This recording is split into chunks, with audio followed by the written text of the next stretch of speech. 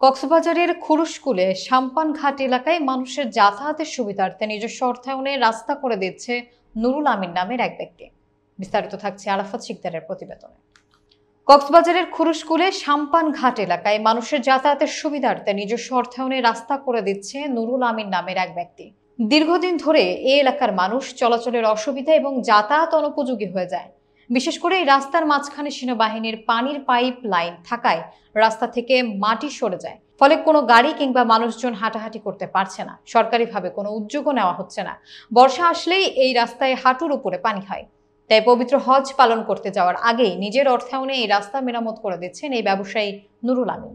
রাস্তার আর ফোন ফোনাত যায় না পারে আর নামাজ পড়তে যায় না পারে আর না পারে বর্ষা আছে এটা অনর যে সময় অনদিন অনর আর্মি গরিবার বলে হত হইল আর্মি নগর অনর ফাইট পদ অনর কারণে আর ফোনশাইন মাদ্রাসাত বা মসজিদে যায় না পারে। আসসালামু আমি সিটি কলেজের স্টুডেন্ট। আমি এখানে অনেকদিন ধরে যাতায়াত করতেছি। আমি এখানে প্রতিদিন টিউশনি করাতে আসি।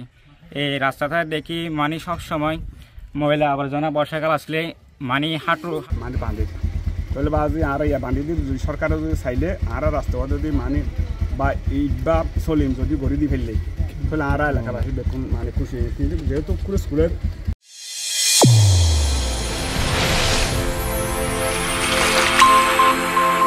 চ্যানেল A1 হৃদয়ের স্পন্দন।